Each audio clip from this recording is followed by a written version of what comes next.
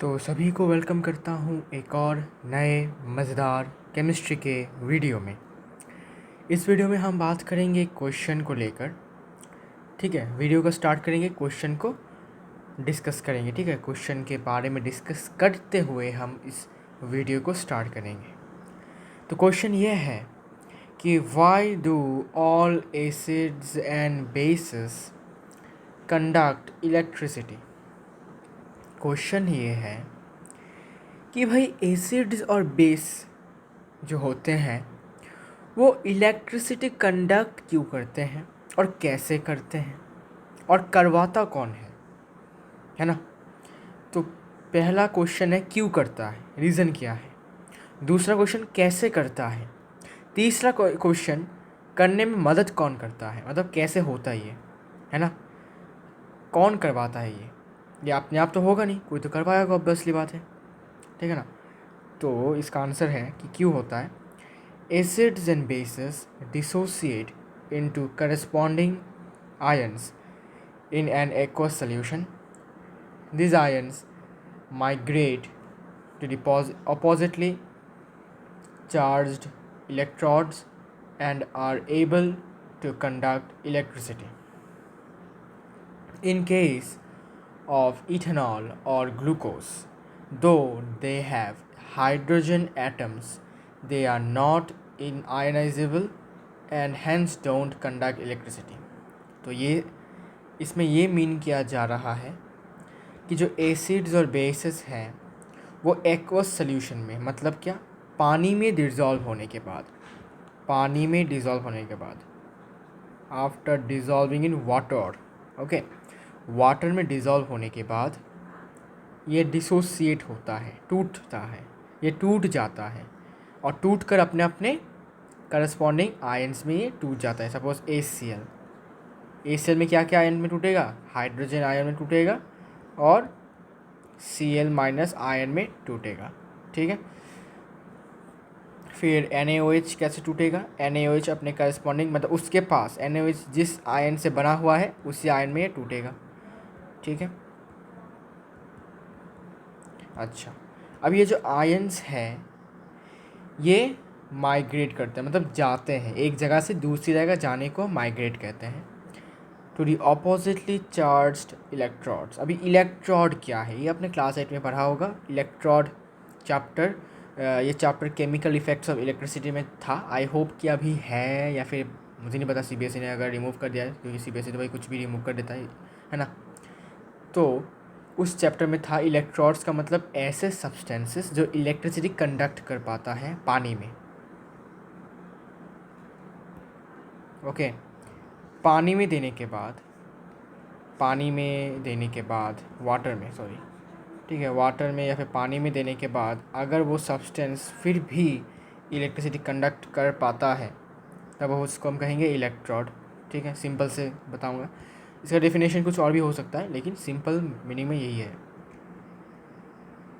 तो अभी इलेक्ट्रोड जो है, इलेक्ट्रोड ऐसे सब्सटेंसेस हैं जो कंडक्ट करता है electricity, simply, okay, conducts electricity. अभी ये दो तरीके के होते हैं, आपको पता ही है, एक है पॉजिटिव इलेक्ट्रोड, दूसरा है नेगेटिव इलेक्ट्रोड। पॉजिटिव इलेक्ट्रोड को एक नाम दिया गया है एनोड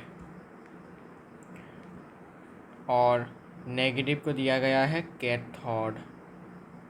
ओके, तो जो आयन्स टूटते हैं एसिड और बेस से, वो अपने चार्ज के ऑपोजिट चार्ज वाले इलेक्ट्रोड में जाकर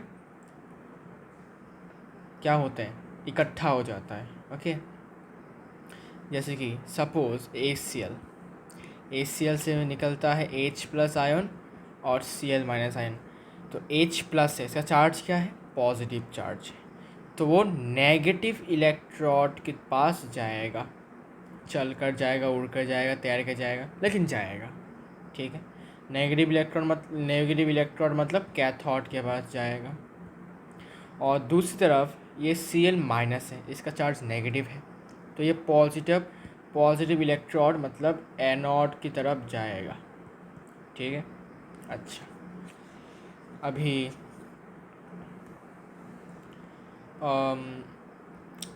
and these ions migrate to the oppositely charged electrodes and are able to conduct electricity, और इसी कारण से वो इलेक्ट्रिसिटी कंडक्ट कर पाता है, ठीक है। लेकिन एक एक्सेप्शन भी है, क्या?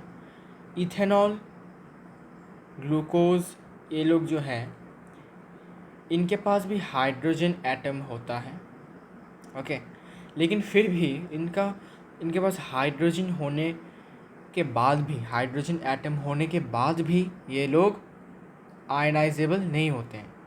आयनाइजेबल मतलब क्या? पानी में देने के बाद उनके जो आयन से वो डिसोसिएट नहीं होता है, डिसोसिएशन नहीं होता है या फिर आयनाइजेशन नहीं होता है, ठीक है। और आयनाइजेशन नहीं होगा तो वो इलेक्ट्रिसिटी कंडक्ट नहीं कर पाएगा, ठीक है। एक और इम्पॉर्टेंट बात, जो आयंस हैं वो इलेक्ट्रिक करंट को अपने कंधों पर लेकर कैरी करके लेके जाता है, ठीक है। और इसी तरह इलेक्ट्रिसिटी का इलेक्ट्रिक चार्ज फ्लो होता है और इलेक्ट्रिक करंट फ्लो होता है, ओके।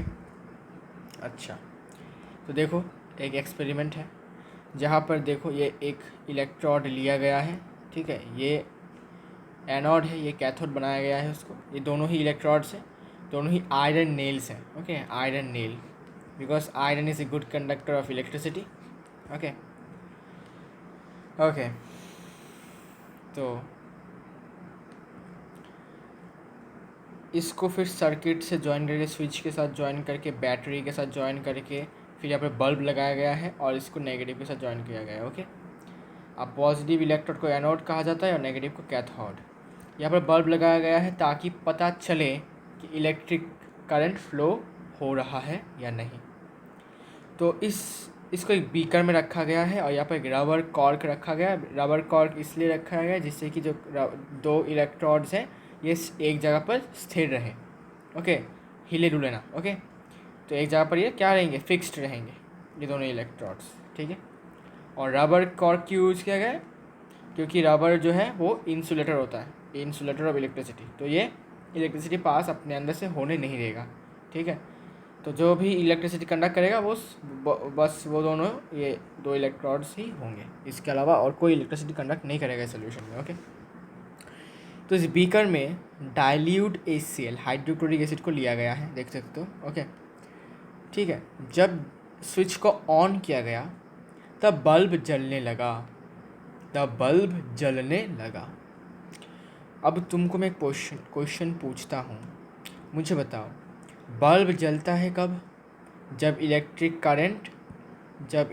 करंट पास होकर, ठीक है, ऐसे करके पास होकर बल्ब के अंदर से जाकर वोल्टेज बनेगा इसमें और ये ग्लो करना स्टार्ट कर देगा, ठीक है।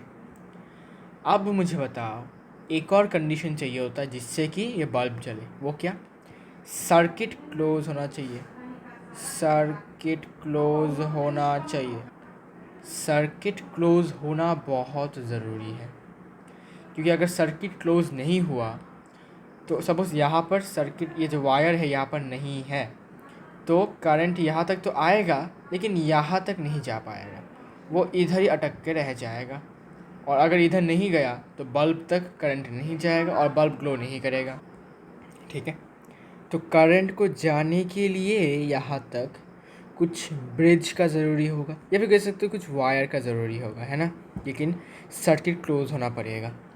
सर्किट क्लोज नहीं हुआ तो करंट फ्लो नहीं करेगा। ये इलेक्ट्रिसिटी चैप्टर में आपको पढ़ना पड़ेगा, इलेक्ट्रिसिटी चैप्टर में आपको ये मिलेगा। अच्छा, तो बल्ब ग्लो किया, यहाँ पर कुछ भी नहीं है, यहाँ पर वायर है ही नहीं, यहाँ पर पूरा ब्लैंक है, यहाँ पर कुछ भी नहीं, एम्प्टी है, फिर भी बल्ब ग्लो कर रहा है। ये कोई मैजिक से तो कम नहीं है। जी हाँ, ये मैजिक ही है। यहाँ पर कुछ केमिस्ट्री है और कुछ फिज़िक्स भी है, ओके। तो ये जो पानी है HCl, इसमें तो डाइल्यूट HCl है, हाइड्रोक्लोरिक एसिड। ये पानी में जाने के बाद इसका जो एक्वस सोल्यूशन है उसमें आयन में टूट जाता है, आपको पता ही है, H+ एक्वस आयन और Cl- एक्वस आयन, ओके। ये जो आयन होते हैं ये अपने अपने रिस्पेक्टिव क्या होते हैं, ऑपोजिटली चार्ज इलेक्ट्रॉन्स की तरफ अट्रैक्ट होते हैं। ओके, बिकॉज आपको पता है unlike charges attract each other. Okay, तो यहाँ पर जो पॉजिटिव आयन होगा वो नेगेटिव के पास खींचा चला जाएगा, और जो यहाँ पर नेगेटिव होगा आयन यहाँ पर वो पॉजिटिव की तरफ खींचा चला जाएगा। ठीक है, तो होता क्या है कि करंट यहाँ तक आया, फिर करंट को दिखा कि भाई यहाँ पर तो कोई ब्रिज ही नहीं है, मैं पार कैसे करूँ इसको, है ना।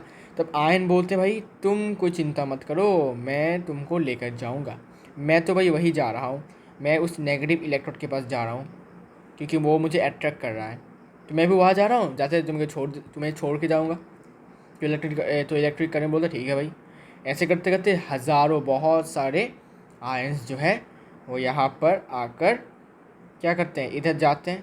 तो एक यू कैन से इलेक्ट्रिक करंट को ये अपने कंधों पर लेकर सवार होकर वो इस तरफ जाते हैं, तो इलेक्ट्रिसिटी करंट फ्लो करता है। ठीक है ना। तो ऐसे थोड़ा सा सिंपल सा कंसेप्ट है ये। ओके, अब करंट फ्लो होता है ऐसे,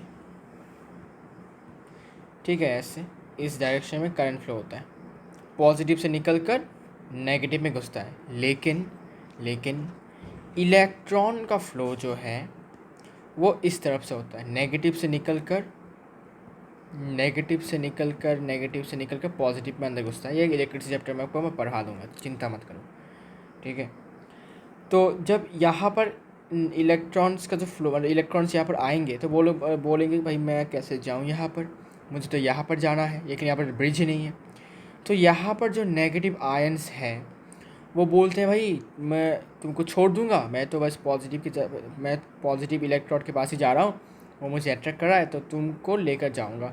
तो वो क्या करते हैं, इलेक्ट्रॉन्स को अपने कंधों पर बिठाकर इधर करके यहाँ लेकर आता है, और फिर ये फ्लो पूरा हो जाता है, सर्किट पूरा हो जाता है और ये बल्ब जलने लगता है। तो वही होता है यहाँ पर। ठीक है, अच्छा, ये बेसिस के केस में भी होता है। एक बेस देता हूँ, देख सकते हो NaOH लिया है, स्ट्रॉन्ग बेस है ये। इसके केस में भी क्या होता है, सिंपली यहाँ पर जो पॉजिटिव आयंस है वो उधर जाते हैं, और यहाँ पर जो नेगेटिव आयंस है वो इधर आते हैं। ठीक है, तो एक ब्रिज जैसा बन जाता है। ओके, एक ब्रिज जैसा बन जाता है, इससे इलेक्ट्रिक करंट फ्लो करने लगता है और बल्ब जलने लगता है। लेकिन जो एक्सेप्शन मैंने आपको बताया ग्लूकोज सोल्यूशन वाला, उसमें बल्ब नहीं जलता, bulb doesn't glow. Why so? Because glucose solution completely dissociate नहीं होता, मतलब कंप्लीट इससे आयन टूटकर नहीं बिखरते, आयन का ब्रेकडाउन नहीं होता, मतलब ये टूटकर आयंस नहीं होता। ओके, आयंस नहीं मिलता। ठीक है, सिंपल सी बात है। तो अभी कोई आयन नहीं है तो इलेक्ट्रिक करंट यहाँ पर आएगा, देखेगा कोई है नहीं उसको लेके जाने के लिए, तो वो यहीं पर आके रुक जाएगा और नहीं जा पाएगा, तो बल्ब नहीं जल पाएगा। सिमिलरली यहाँ पर आया इलेक्ट्रॉन का फ्लो, ऐसे आया यहाँ पर आके रुक गया, यहाँ पर जाने के लिए कोई नहीं है तो वो यहाँ पर आके रुक जाएगा। तो सर्किट क्या हो जाएगा, सर्किट हो जाएगा ओपन, और सर्किट ओपन मतलब क्या, कोई करंट फ्लो नहीं कर पाएगा। ठीक है, और करंट फ्लो नहीं करेगा तो बल्ब नहीं जलेगा। ओके, तो एक ग्लूकोज सोल्यूशन में ऐसा होता है कि ग्लूकोज सोल्यूशन जो है वो is a bad conductor of electricity. Okay, अब ऐसे भी कुछ चीज़ें हैं जैसे कि कार्बोनिक एसिड, ये वीक एसिड है, तो एक्चुअली वीक एसिड है, फिर भी ये यू कैन से कि भाई मीडियम, यू कैन से मीडियम कंडक्टर या फिर बैड कंडक्टर ही कहो भाई, बैड कंडक्टर इसको सूट करेगा, बैड कंडक्टर ऑफ इलेक्ट्रिसिटी। ठीक है, ऐसा क्यों, बिकॉज ये वीक एसिड है। वीक एसिड में क्या होता है कि भाई जो एसिड्स हैं, वीक एसिड्स मतलब ऐसे एसिड्स जो पानी में डिसोसिएट करते हैं पार्शियली, मतलब पूरा आयनाइजेशन नहीं होता है, आयन पूरे टुकड़े होकर नहीं होते हैं। ओके, कुछ आयन से सिर्फ टुकड़े होते हैं, बाकी का रह जाता है एज इट इज़। ओके, तो इसके लिए यहाँ पर आयन्स बहुत कम है, तो इलेक्ट्रिक करंट जो होगा वो फ्लो तो करेगा लेकिन उसका मात्रा कम होगा। बल्ब जलेगा लेकिन उसका जो लाइट होगा, ब्राइटनेस होगा, वो कम होगा। ओके। अच्छा, इसके बाद तो रीज़न हमको समझ में आ गया होगा कि यह क्यों होता है और कौन करता है उसको। तो सिंपल सी बात है, आयन्स मदद करते हैं कंडक्ट करने में इलेक्ट्रिसिटी, और आयन्स के बिना ये सब पॉसिबल नहीं है। और आयन्स मिलेगा कब? आयन्स मिलेगा तभी जब पानी होगा जी, in the presence of water. क्योंकि पानी के प्रेजेंस में ही हमें क्या पता है, एसिड्स और बेसिस अपना एसिडिक और बेसिक प्रॉपर्टीज शो कर पाता है। ठीक है, आगे बढ़ते हैं। अब हम क्वेश्चन एक और इम्पॉर्टेंट टॉपिक पर बात करेंगे, जो कि है हाउ स्ट्रॉन्ग एन एसिड और ए बेस इज। एक एसिड या फिर एक बेस कितना स्ट्रॉन्ग है, ये किस पर डिपेंड करता है? ओके, तो डिपेंड करता है H+ आयन कंसंट्रेशन के ऊपर। इस पर डिपेंड करता है कि कोई भी सॉल्यूशन कितना ज़्यादा एसिडिक है, मतलब कितना ज़्यादा पावरफुल एसिड है या फिर कितना ज़्यादा पावरफुल बेस है।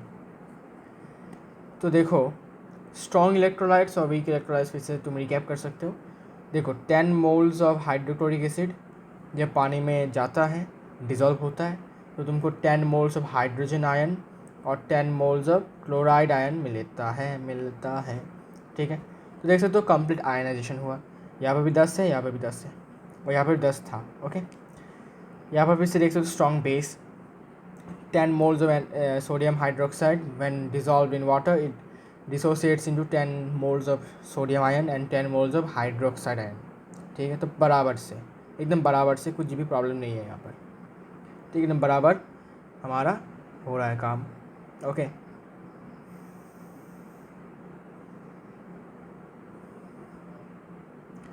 अब इन्हें हम कहेंगे स्ट्रॉन्ग इलेक्ट्रोलाइट्स, क्योंकि ये कंप्लीट आयनाइज हो रहे हैं, कंप्लीट डिसोसिएट हो रहे हैं। लेकिन वीक इलेक्ट्रोलाइट्स के केसेस में देख सकते हो 10 मोल्स ऑफ एसिटिक एसिड जब पानी में डिज़ोल्व होता है, तो तुमको सिर्फ और सिर्फ 2 मोल्स ऑफ एसीटेट और 2 मोल्स ऑफ हाइड्रोजन आयन ही दे पाता है। तो क्या यहाँ पर ये बराबर हुआ? नहीं, यहाँ पर 10 मोल्स था, यहाँ पर सिर्फ 2 और 2 है, तो बाकी के अभी भी 8 मोल्स बाकी हैं। ओके, बाकी के अभी भी 8 मोल्स अभी भी बाकी हैं जी। ओके, तो ये कंप्लीट आयनाइजेशन नहीं होता है। सिमिलरली यहाँ पर एक बेस की एग्जांपल लेते देते हैं, ये एमोनियम हाइड्रोक्साइड है, पानी में दोगे तो एमोनियम देगा, एमोनियम आयन, और हाइड्रोक्साइड आयन देगा। लेकिन एक कंप्लीट आयनाइजेशन नहीं हुआ, क्यों? बिकॉज अभी भी यहाँ पर हाइड्रोजन एटम बाकी है। ठीक है, अभी भी इसका कंप्लीट डिसोसिएशन नहीं हुआ है। ओके, तो इसलिए वीक इलेक्ट्रोलाइट होता है। और इस एरो का मतलब होता है कि भाई रिवर्सिबल रिएक्शन। ठीक है, अभी इस जगह पर इसका मीनिंग है कि ऐसा रिएक्शन जहाँ पर कंप्लीट डिसोसिएशन नहीं हो रहा है, पार्शियल हो रहा है, partial dissociation. Okay, partial dissociation. Okay, complete ionisation नहीं हो पा रहा है, इनकम्प्लीट या फिर पार्शियल आयनाइजेशन हो रहा है। ठीक है, अच्छा, ये सब तो हो चुका है। अब देखो, मेन बात है, if the hydrogen ion concentration, मतलब H+ ion concentration is more in an acidic solution then the solution is more acidic। अगर किसी भी एसिडिक सॉल्यूशन में हाइड्रोजन आयन मतलब H+ आयन का कंसंट्रेशन मतलब मात्रा ज़्यादा हो, तब वो सॉल्यूशन को हम कहते हैं कि वो ज़्यादा एसिडिक है। This is the solution is more acidic. Okay, और मोर एसिडिक मतलब क्या? एसिड का स्ट्रेंथ ज़्यादा है। ठीक है, इसके बाद मुझे बताओ, अगर H+ आयन का मात्रा कम हुआ किसी भी एसिडिक सॉल्यूशन में, तो क्या होगा? तुम बोलोगे भाई इसका मतलब कि जो अपना एसिडिक सॉल्यूशन होगा वो कम शक्तिशाली होगा, उसका स्ट्रेंथ क्या होगा? कम होगा। जी हाँ, if the H+ ion concentration is less in an acidic solution then a solution is less acidic। ठीक है। अगर कंसनट्रेशन, अगर मात्रा कम हुआ तो एसिडिक सोल्यूशन भी क्या होगा, लेस एसिडिक होगा। उसका स्ट्रेंथ क्या होगा, लेस स्ट्रेंथ होगा, उसका पावर कम होगा उसका, ठीक, कम शक्तिशाली होगा वो, ठीक है। देखो अभी ज़्यादा एसिडिक है, ज़्यादा एसिडिक है, इसको हम उल्टी मतलब इसको दूसरी तरीके से हम ऐसे भी कह सकते हैं, लेस बेसिक है। जैसे कि एक एग्जांपल, तुम अच्छे स्टूडेंट हो, तुम अच्छे स्टूडेंट हो, इसको मैं एक और तरीके से तुमको बता सकता हूँ, तुम बुरे स्टूडेंट बिल्कुल भी, बुरे स्टूडेंट बिल्कुल भी नहीं हो, ऐसे भी कह सकता हूँ मैं, है ना। दोनों का सेम ही मतलब है, तुम अच्छे स्टूडेंट हो, तुम बुरे स्टूडेंट बिल्कुल भी नहीं हो, दोनों का एक ही मतलब है। वैसे ही अगर कोई एक सोल्यूशन का, अगर कोई एक एसिडिक सोल्यूशन ज़्यादा एसिडिक है, मतलब क्या, उसमें बेसिक प्रॉपर्टीज़ कम होगा, उसका जो प्रॉपर्टी होगा वो क्या होगा, ज़्यादा एसिडिक होगा, मतलब क्या, उसका प्रॉपर्टी जो बेसिक वाला प्रॉपर्टी है वो कम होगा, ठीक है। उसका मेजोरिटी किसका होगा, एसिडिक का, और माइनॉरिटी कौन होगा, बेसिक का, ओके। और अगर मैं बोलूँ कि लेस एसिडिक है, इसका मतलब क्या, कि जो सोल्यूशन है वो ज़्यादा बेसिक है, क्योंकि अभी माइनॉरिटी कौन है, एसिडिक, और मेजोरिटी कौन है, बेसिक, ठीक है। सिमिलरली किसी भी बेसिक सोल्यूशन में अगर OH माइनस आयन का कंसनट्रेशन ज़्यादा हुआ, ठीक है, तब उस सोल्यूशन को हम कहेंगे ज़्यादा बेसिक है वो, मतलब उसका स्ट्रेंथ ज़्यादा है, ठीक है। अगर किसी सोल्यूशन में, किसी भी बेसिक सोल्यूशन में OH माइनस आयन का कंसनट्रेशन ज़्यादा हुआ, इसका मतलब वो सोल्यूशन ज़्यादा बेसिक है। और ज़्यादा बेसिक को हम ऐसे भी कह सकते हैं भाई कि कम एसिडिक है, okay, less acidic. On the other hand also, अगर OH माइनस आयन का कंसनट्रेशन कम हुआ किसी भी बेसिक सोल्यूशन में, तब हम ये कहेंगे कि वह जो सॉल्यूशन है वो लेस बेसिक है, वो जो सॉल्यूशन है वो कम बेसिक है, उसका प्रॉपर्टी, जो बेसिक प्रॉपर्टी है वो थोड़ा कम है, लेकिन एसिडिक प्रॉपर्टी ज़्यादा है, इसको हम कहेंगे मोर एसिडिक, ठीक है। और एक तरीके से इसको मोर एसिडिक भी कह सकते हैं। और लेस बेसिक मतलब क्या, इसका स्ट्रेंथ भी क्या है, लेस है, पावर कम है इसका, ओके। सिंपल सी बात है भाई। इसके बाद हम बात करने वाले हैं pH के बारे में। What is a pH? pH को, ठीक है, pH को एक्चुअली माना गया है कि एक, ये बहुत ही इम्पॉर्टेंट फैक्टर है। अब ये इम्पॉर्टेंट फैक्टर क्यों है, बिकॉज भाई मेरे भाई, ये ही वो चीज़ है, यही वो फैक्टर है जो डिसाइड करता है कि एक एसिड या फिर एक बेस का स्ट्रेंथ कितना है, ठीक है। उसका स्ट्रेंथ कितना है डिसाइड करने वाला और कोई नहीं बल्कि pH है। अभी pH में जो P है उसका मतलब होता है पोटेंट, मतलब पावर, जर्मन में इसका मतलब होता है पावर, ठीक है। पोटेंट का मतलब होता है पावर, किसका पावर, एसिड का पावर, ठीक है, ओके। और मैथमेटिकली इसको डिराइव भी किया गया है, डिफाइन भी किया है, डिराइव नहीं सॉरी, डिफाइन किया गया है, मतलब इसका डेफिनेशन निकाला गया है। क्या, mathematically pH is defined as negative logarithm of hydronium ion या फिर हाइड्रोजन आयन कंसनट्रेशन। तो मैथमेटिकली pH का जो डेफिनेशन है वो कुछ ऐसा निकल के आया कि भाई एक नेगेटिव लॉगरिदम है। लॉगरिदम मतलब आपने लॉग, ये चैप्टर को हटा दिया CBSE ने, पागल लोग हैं, ओके।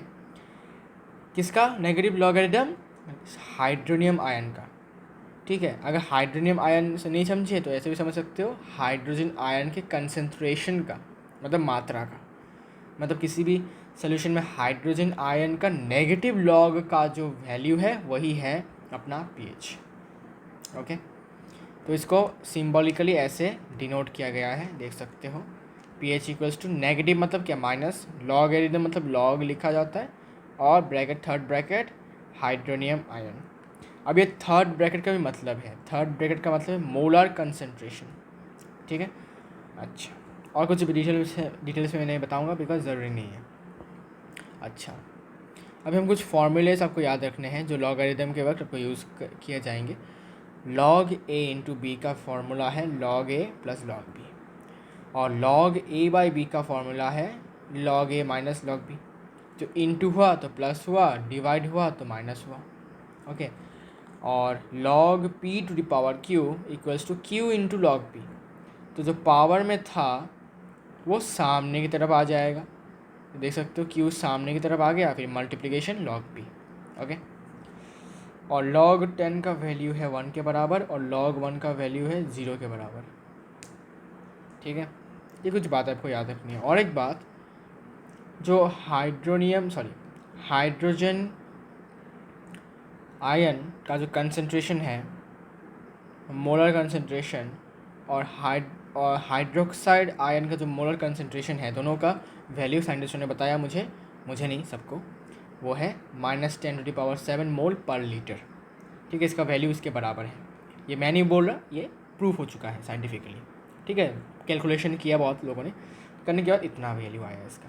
तो इसका वैल्यू इसके बराबर है और इसका वैल्यू भी इसके बराबर है। ओके, ठीक है। अब देखो, अब हम डिफरेंट सॉल्यूशंस का पीएच निकालेंगे। जैसे कि न्यूट्रल सॉल्यूशन की बात करते हैं। सबसे पहले मुझे बताओ न्यूट्रल सॉल्यूशन का मतलब क्या है, बता सकते हो? न्यूट्रल सॉल्यूशन का मतलब होता है एक ऐसा सॉल्यूशन जहाँ पर हाइड्रोजन आयन का कंसंट्रेशन और हाइड्रोक्साइड आयन का जो कंसंट्रेशन हो वो दोनों बराबर हो। इसका कंसंट्रेशन और हाइड्रोक्साइड आयन का कंसंट्रेशन दोनों बराबर हो। अच्छा, बोलोगे भाई बराबर ही क्यों? अगर ये ज़्यादा कम हो तो कोई फ़र्क होगा क्या? जी हाँ, अगर हाइड्रोजन आयन का कंसंट्रेशन ज़्यादा हुआ तो अभी आपने पढ़ा कि हाइड्रोजन आयन का कंसंट्रेशन ज़्यादा मतलब क्या? सॉल्यूशन एसिडिक ज़्यादा होगा, मोर एसिडिक होगा। ठीक है, तो क्या ये न्यूट्रल सॉल्यूशन रहेगा? जी नहीं। लेकिन अगर ये कम हो गया तो क्या हो जाएगा? लेस एसिडिक हो जाएगा, मतलब क्या बन जाएगा? बेसिक बन जाएगा। ओके, लेकिन क्या ये न्यूट्रल सॉल्यूशन रहेगा? जी नहीं। इसीलिए इस सेक्टर भी सेम ही है, वाइस वर्सा। तो अगर इसमें या फिर इसमें कुछ चेंज दिखता है तब ये न्यूट्रल सॉल्यूशन नहीं रहेगा। लेकिन हमें न्यूट्रल सॉल्यूशन चाहिए, इसे दोनों को बराबर हमें लिखना पड़ेगा। ठीक है, तो हमने यहाँ पर बराबर लिखा। देखो, H+ का मोलर कंसंट्रेशन, इसका कंसंट्रेशन दोनों बराबर होता है किसमें? न्यूट्रल सॉल्यूशन में। ठीक है, तो pH का वैल्यू निकालो। pH का equals to minus logarithm of किसका? इसका निकालते हैं। ठीक है, H+ या फिर OH- भी दे सकते हो। ओके, तो अभी बोला है कि H+ से हमें देना पड़ेगा। ओके, तो H+ से दिया। अभी हमें पता है कि भाई H+ का जो वैल्यू है वो इतना है 10⁻⁻⁷। तो 10⁻⁻⁷ इसकी जगह पर मैं बिठा सकता हूँ क्या? जी हाँ, ये बराबर है, बिठाया। अब एक फार्मूला देखो, log p to the power q, log p to the power q, q है -7, तो पावर क्या आ जाएगा? सामने आ जाएगा। तो सामने आने के बाद -7 इंटू, यहाँ पर देखो माइनस है तो -1 इंटू log 10। ठीक है, एक्चुअली इसमें ऐसे लिखो, माइनस log 10। ठीक है, तो माइनस इंटू माइनस क्या होता है? प्लस। और एक बात देखो, log 10 का वैल्यू कितना है? 1। तो यहाँ पर log 10 की जगह पर मैंने 1 बिठाया और 7 इंटू -7 इंटू -1 तो +7, तो 7 इंटू 1 7। तो इससे हमें पता चल गया कि न्यूट्रल सॉल्यूशन का जो pH होता है, ठीक है, पावर होता है उसका, तो वो उसमें जो एसिड का पावर होता है वो 7 होता है। ठीक है, pH का वैल्यू 7 होता है न्यूट्रल सॉल्यूशन में। ठीक है, प्रूफ हो गया, ऐसे हमने निकाला। अब ये तो न्यूट्रल सॉल्यूशन का था, अभी एसिडिक सॉल्यूशन का कैसे निकालेंगे आइए देखते हैं। तो एसिडिक सॉल्यूशन के लिए आपको लेना पड़ेगा, फॉर एसिडिक सॉल्यूशन यहाँ पर लिखता हूँ,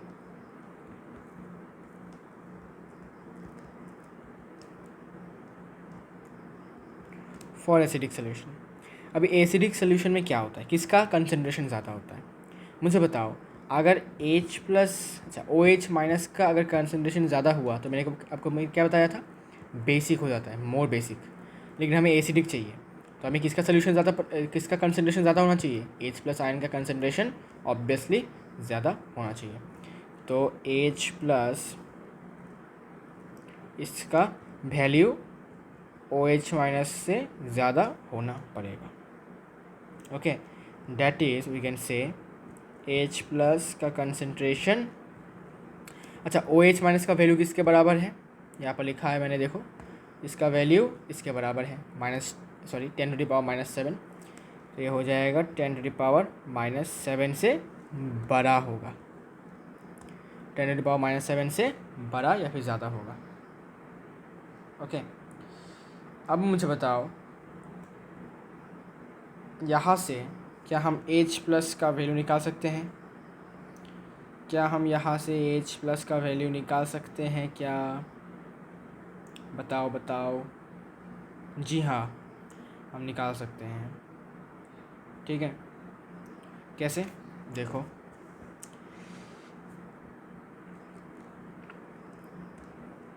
10⁻⁻7 से बड़ा कौन कौन है? तुम बोलोगे 10⁻⁻6, 10⁻⁻5, 10⁻⁻4, 10⁻⁻3, 10⁻⁻2, 10⁻⁻1, 10⁻0। ये सारे के सारे क्या है? -7 से बड़े हैं। तो H प्लस की जगह पर मैं 10⁻⁻6, -5, -4, -3, -2, -1 और 0 बिठाकर वैल्यूज़ बिठाऊंगा। ठीक है, देखो तो H प्लस का जो वैल्यू होगा for acidic solution will be similar और विल बी अप्रॉक्सीमेटली -7 से 10⁻⁻7 से लेकर 10⁻0 के बीच में होगा। ठीक है, इतना से इतना तक होगा। ओके, तो इस समझ सकते हो कि नहीं? देखो, हमें बोला कि इसका वैल्यू इससे बड़ा है, और इससे बड़ा मतलब क्या? 10⁻⁻6, 10⁻⁻5, 10⁻⁻4 ऐसे एटसेट्रा ऐसे करते करते जाएगा। ठीक है, और ये 0 तक जाएगा। ओके, तो 0 तक जाएगा, फिर तो इसका वैल्यू कितना होगा? अप्रॉक्सीमेटली 10⁻⁻7 से लेकर 10⁻10 के बीच में होगा। तो इसको और इसको एक्सक्लूड करके जो होगा, मतलब 10⁻6 टू 10⁻1 तक ये होगा हाइड्रोजन आयन का कंसंट्रेशन का वैल्यू, अप्रॉक्सीमेट वैल्यू। तो अब हम pH निकाल सकते हैं। pH equals to -logarithm of H plus, और H प्लस का वैल्यू कितना है अप्रॉक्सीमेटली? -10⁻6 लेता हूँ, तो ये हो जाएगा -6 इंटू -log10, तो 6 इंटू log10 का वैल्यू 1, 6 इंटू 1 6। ओके, तो ये तो था भाई 10⁻6 का। 10⁻5 का क्या होगा? 5 होगा। 10⁻4 का कितना होगा? 4 होगा। तो 10 up to it will be, और एक pH होगा -log of H plus 10⁻⁻1 -1 into -log10 -1 1 into 1 equals to 1। ठीक है, तो 10⁻⁻6 का अगर होता है कंसंट्रेशन H प्लस आयन का, तब pH होगा 6। अगर 10⁻⁻5 का हुआ तो pH होगा 5, 10⁻4 का हुआ तो 4, 10⁻3 का हुआ तो 3, 10⁻2 हुआ तो 2, और 10⁻1 हुआ तो 1। ओके, तो मैंने बीच का लिखा नहीं है। ठीक है, तो यहाँ पर होगा pH, therefore pH of an acidic solution will be 7 to 10, will be 7 to 10, oh sorry 7 to 0, अरे क्या, सॉरी 7 to 0। ठीक है, ओके, एक्चुअली यहाँ पर 7 दे दो, एक्चुअली अच्छा होगा। ओके, 7 देने से ये होगा 7 -7 7। ठीक है,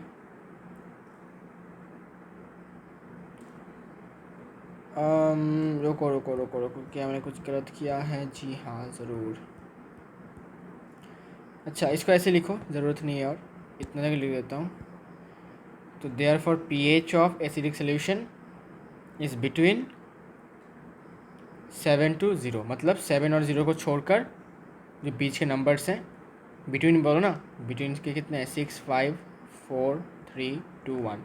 अगर इनमें से किसी का भी pH, किसी भी सोल्यूशन का pH इन नंबर्स, मतलब ऐसे नंबर्स आते हैं, तो वो सोल्यूशन एसिडिक होगा। ठीक है, तो मैं ज़्यादा कुछ इसमें डिटेल्स में नहीं बताऊंगा, ज़्यादा कुछ इसमें आपको मैं कंफ्यूज नहीं करना चाहता। ओके, क्योंकि अभी रात के बज चुके हैं, देखो कितना बज चुका है, 12:22 हो चुका है ना, तो मेरा दिमाग में ज़्यादा कुछ चल नहीं रहा है ना। तो इसलिए इसी कारण से मैं कुछ उल्टा सीधा ऐसा बातें कर रहा हूँ।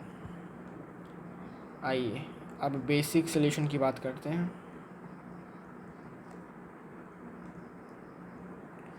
बेसिक सोल्यूशन में किसका कंसंट्रेशन ज़्यादा होना पड़ता है?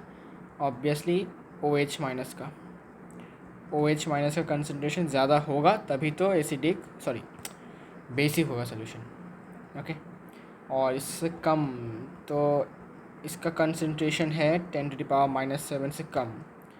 तो 10⁻⁻7 से कम मतलब, तो H प्लस का जो कंसंट्रेशन है वो 10⁻⁻7 से कम है। कम मतलब क्या?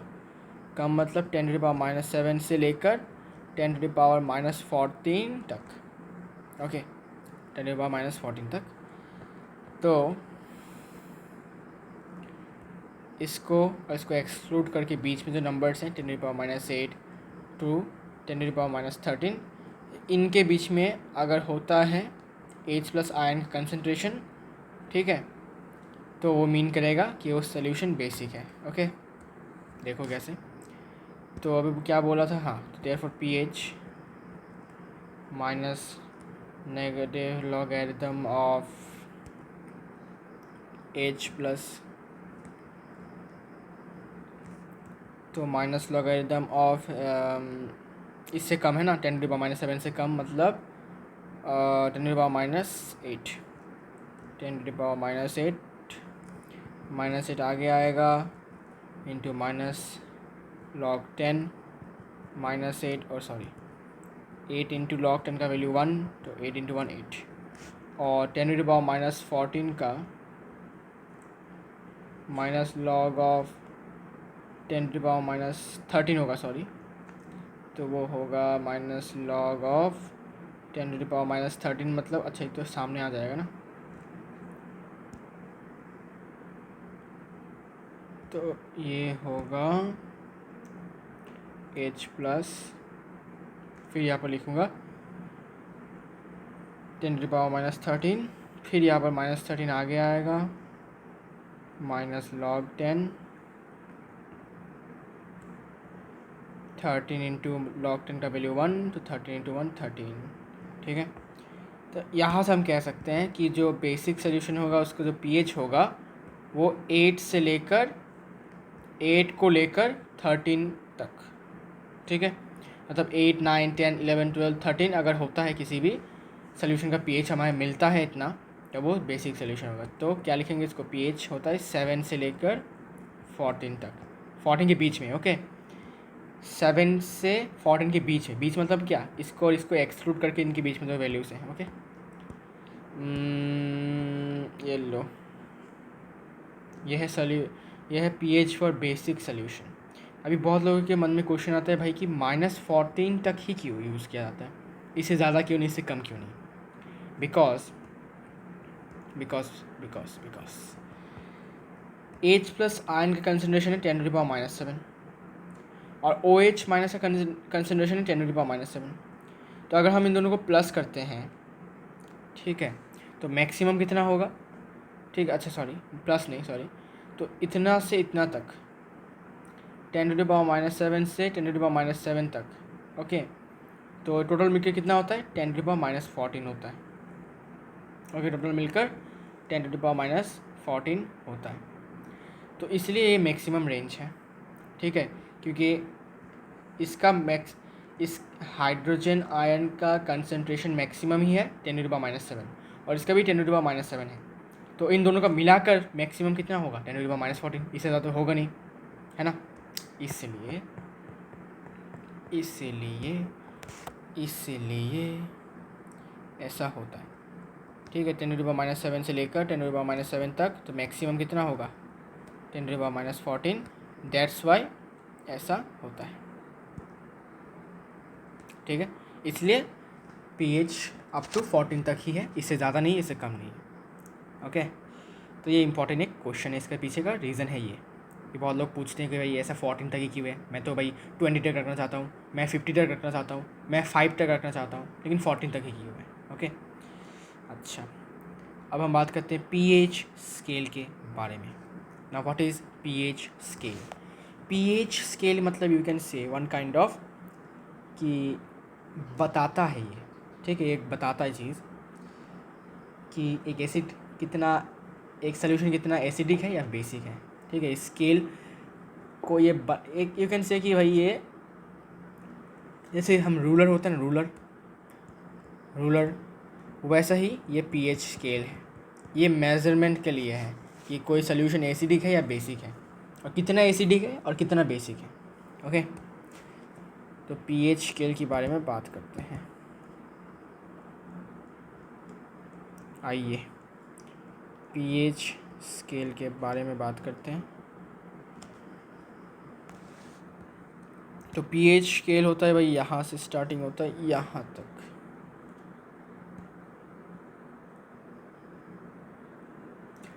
ठीक है, और बीच में एक लाइन होता है जो कि होता है न्यूट्रल के लिए। क्या न्यूट्रल है जी, क्या न्यूट्रल है, हाँ। तो एक्चुअली ये होता है न्यूट्रल, ये है 7, ये है 0 और ये है 14। 7 जो है वो न्यूट्रल सोल्यूशन का pH है, 0 किसका होता है, एसिडिक का, ठीक है। लेकिन एसिडिक कहने से नहीं होगा, मोस्ट एसिडिक कहना पड़ेगा, ठीक है। सबसे ज़्यादा एसिडिक होता है 0 का, ठीक है। सबसे एसिडिक सोल्यूशन का pH होता है 0, और सबसे बेसिक या फिर सबसे एल्कलाइन, मोस्ट बेसिक। और यहाँ से याद आया मुझे कि मैंने आपको एल्कलाई के बारे में नहीं बताया ना, तो लिख लो भाई यहाँ पर ही कोने में एल्कलाई के बारे में, यहाँ पर लिख देता हूँ, ठीक है। Water soluble bases are called एल्कलाइज,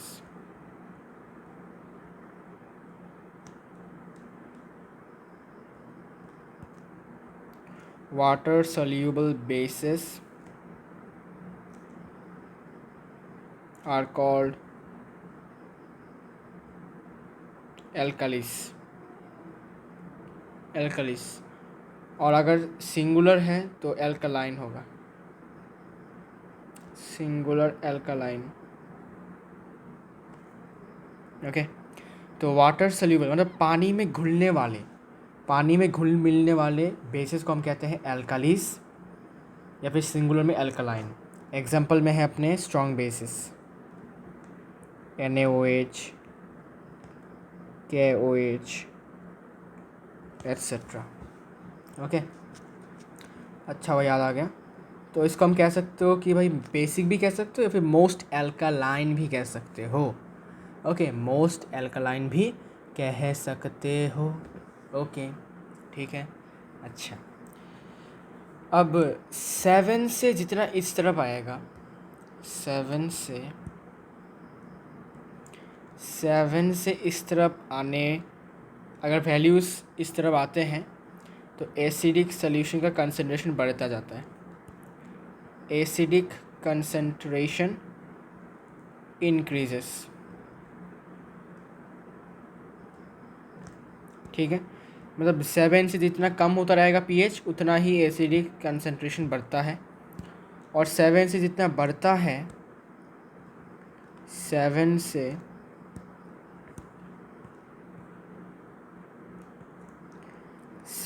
से जितना बढ़ता जाता है pH का वैल्यू, उतना ही ज़्यादा बेसिक होता जाता है concentration, okay. Basic concentration increases, और यू कैन ऑल्सो से, इसको ऐसे भी लिख सकते हो, बेसिक कंसंट्रेशन डिक्रीजेस यहाँ पर, ठीक है। तो 7 से जितना कम होता जाएगा उतना ही बेसिक कंसनट्रेशन कम होता जाएगा, और अगर 7 से ज़्यादा होता गया तो एसिडिक कंसनट्रेशन भी घटता जाता है, डिक्रीज होता जाता है। ओके, ऐसे भी लिख सकते हो। ओके, अब एक इम्पॉर्टेंट बात है, क्या है वो, ये है कि जितना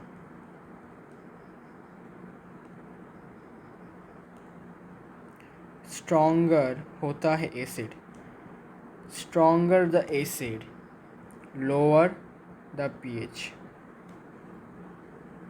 तुम गौर करके देखो, अगर सबसे ज़्यादा मोस्ट एसिडिक एसिड कौन सा होगा, जिसका पीएच 0 होगा। तो अगर एक ऐसा एसिड हुआ जिसका पीएच 3 है, तो मैं अगर बोलूँ भाई कि सपोज यहाँ पर एक एसिड है ए जिसका पीएच 3 है, यहाँ पर एक एसिड है जिसका पीएच, एक एसिड है बी जिसका पीएच 0 है, तो मैं आपको बोलूँ कि कौन सा वाला ज़्यादा एसिडिक है, तो आपको क्या बोलोगे, तो आप बोलोगे भाई कि 0 वाला सबसे ज़्यादा एसिडिक है। तो ज़्यादा एसिडिक जब हो रहा है तो पीएच का वैल्यू क्या आ रहा है, 3 से 0 हो गया, मतलब क्या, डिक्रीज हो रहा है। ठीक है, lower the pH. So stronger the acid lower the pH, but weaker the acid higher the pH.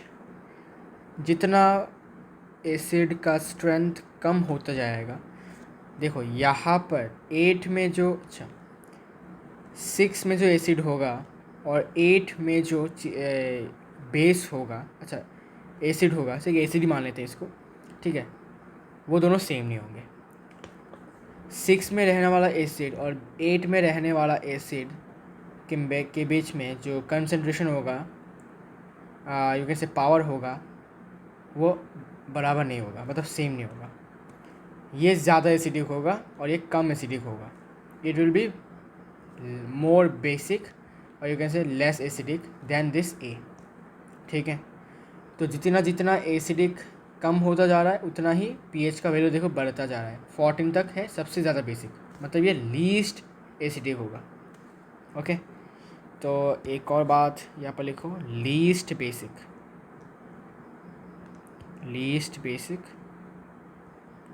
और यहाँ पर लिख दो भाई लीस्ट एसिडिक। ओके, ठीक है। Same with the case of base, stronger the base lower, ओ नहीं, बेसिस के केस में उल्टा है, बेसिस के केस में लिख देता हूँ,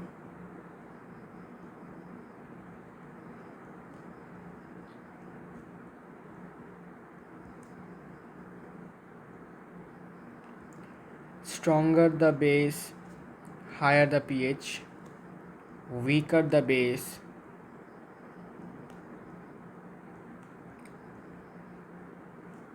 lower the pH। जितना ज़्यादा pH का वैल्यू बढ़ रहा है उतना ही स्ट्रॉन्गर बेस है। देखो pH का वैल्यू 14 है, सबसे बेसिक है, लेकिन pH का वैल्यू 6 है, वेरी लेस बेसिक। ओके, तो बेसिक इसमें उल्टा है पीएच वाला। अभी पीएच का यूज़ करके दो चीज़ों का यूज़ किया जाता है। देखो, एक है पीएच सॉल्यूशन और pH paper.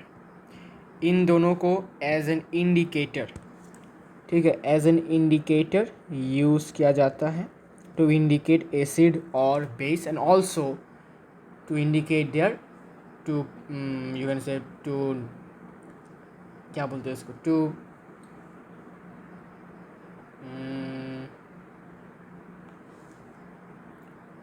To tell their strength. ठीक है, उनका स्ट्रेंथ भी कितना है ये भी पीएच सॉल्यूशन या फिर पीएच पेपर हमें बताता है, इंडिकेट कर देता है। ओके, तो देखो, तो इन्हें हम कहते हैं पीएच पेपर्स। पीएच पेपर का है pH colour chart, this is pH colour chart.